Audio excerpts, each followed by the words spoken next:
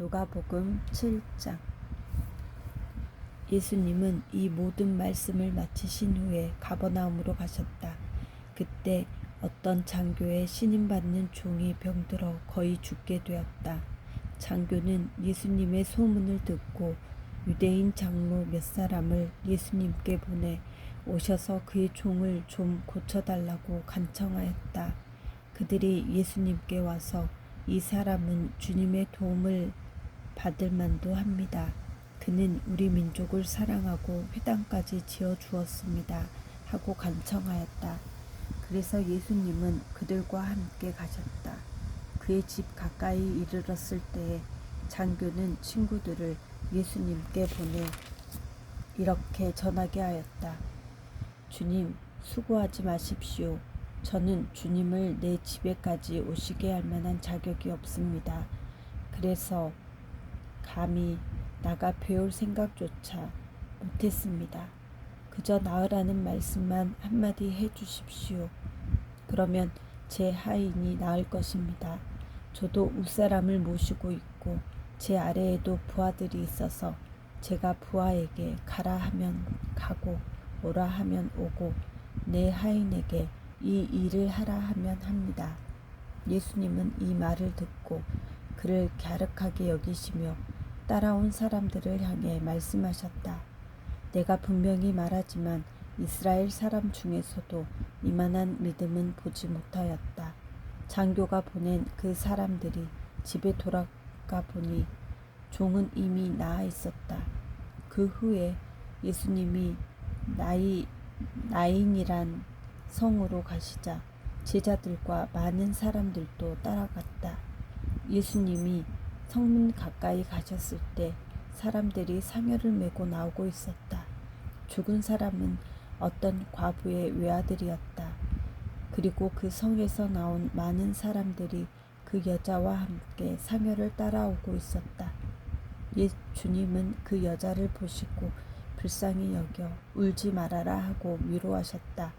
그리고 가까이 가서 관에 손을 대시자 메고 가던 사람들이 멈추어 섰다. 그때 예수님이 청년아, 내가 너에게 말한다. 일어나라 하고 말씀하셨다. 그러자 죽은 사람이 일어나 앉아 말하기 시작하였다. 그래서 예수님은 그를 어머니에게 돌려주셨다. 사람들은 모두 두려움에 사로잡혀 하나님을 찬양하며 우리 가운데 위대한 예언자가 나타나셨다 하기도 하고 예수님 하나님께서 자기 백성을 돌보아 주셨다 하고 말하기도 하였다.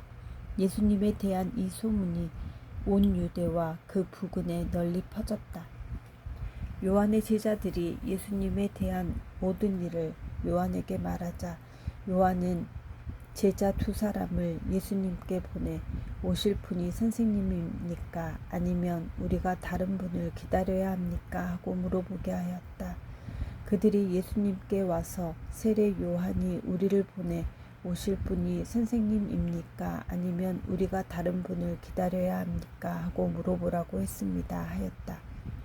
그때 예수님은 여러 병자들과 악한 귀신에게 시달리는 사람들을 낫게 하시고 많은 소경들의 눈을 뜨게 하시다가 요한의 제자들을 보고 이렇게 대답하셨다. 너희는 가서 듣고 본 것을 요한에게 알려라.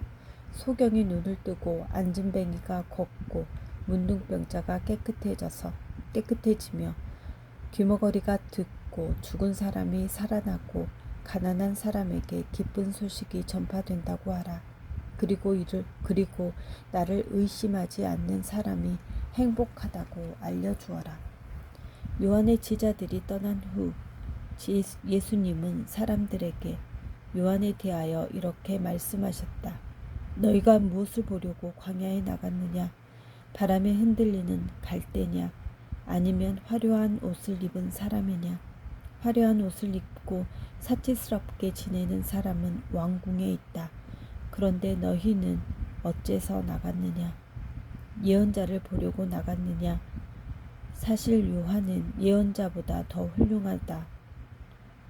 이 사람을 가리켜 성경에는 보라, 내가 너보다 앞서 내 사자를 보내겠다. 그가 내 앞에서 내 길을 준비할 것이다 라고 기록되어 있다. 내가 분명히 말하지만 여자에게서 태어난 사람 중에 요한보다 더 큰 사람은 없다. 그러나 하나님의 나라에서는 가장 작은 사람이라도 그보다는 크다. 예수님의 말씀을 들은 사람들은 세무원들까지도 이미 요한의 세례를 받았으므로 하나님의 요구가 옳다는 것을 인정하였으나 바리새파 사람들과 율법학자들은 요한의 세례를 받지 않았으므로 스스로 하나님의 뜻을 저버렸다. 주님은 다시 말씀하셨다. 이 시대 사람을 무엇에 비할 수 있을까? 이 사람들은 무엇과 같을까? 이들은 마치 장터에 앉아서 자기 친구들에게 우리가 피리를 불어도 너희가 춤추지 않고 우리가 상여 노래를 불러도 너희가 울지 않았다 하고 말하는 어린 아이들과 같다. 세례 요한이 와서 빵도 먹지 않고 포도주도 마시지 않자 너희가 그는 귀신 들렸다 하더니 내가 와서 먹고 마시자 이 사람은 먹고 마시기를 좋아하는 사람이며 세무원과 죄인들의 친구이다 하고 말한다. 그러나 하나님의 지혜는 그것을 받아들이는 사람에 의해서 옳다는 것이 입증된다. 한 바리새파 사람이 함께 식사하자고 예수님을 초대하였다. 그래서 예수님이 그의 집에 들어가 식탁에 앉으셨을 때 그 마을에 사는 죄 많은 한 여자가 예수님이 바리새파 사람의 집에서 음식을 잡수신다는 것을 알고 향유 한 병을 가지고 와서 예수님의 뒷발치에서 울며 눈물로 예수님의 발을 적셨다. 그리고서 그 여자는 자기 머리카락으로 예수님의 발을 닦으며 거기에 입 맞추고 향유를 부었다. 예수님을 초대한 바리새파 사람은 이것을 보고 만일 이 사람이 예언자라면 자기를 만지는 이 여자가 누구라는 것쯤은 알 텐데 이 여자는 죄인이 아닌가 하며 속으로 중얼거렸다. 그래서 예수님이 그에게 말씀하셨다. 시몬아, 내가 너에게 할 말이 있다. 선생님, 말씀하십시오. 돈놀이하는 어떤 사람에게 빚을 진 두 사람이 있었는데 하나는 500데나리온, 하나는 50데나리온의 빚을 졌다. 둘 다 빚을 갚을 돈이 없으므로 돈놀이하는 사람은 그들의 빚을 모두 면제해 주었다. 그러므로 그 두 사람 중에 누가 더 그를 사랑하겠느냐? 제 생각에는 더 많이 면제받은 사람입니다. 그래서 예수님은 내 말이 맞다 하시고 그 여자를 돌아보시며 시몬에게 다시 말씀하셨다. 이 여자가 보이느냐? 내가 내 집에 들어왔을 때 너는 나에게 발 씻을 물도 주지 않았으나 이 여자는 눈물로 내 발을 적시고 머리카락으로 닦아주었다.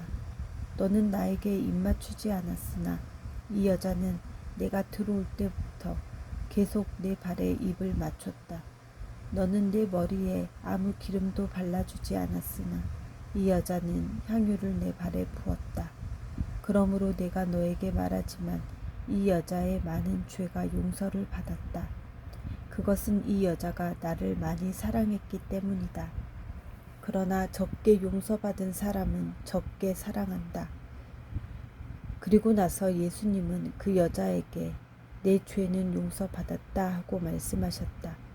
예수님과 함께 식탁에 앉아있던 사람들은 속으로 이 사람이 도대체 누군데 남의 죄까지 용서해 주는가 하며 수군거렸다. 그러나 예수님은 그 여자에게 내 믿음이 너를 구원하였다. 평안히 가거라 하고 말씀하셨다.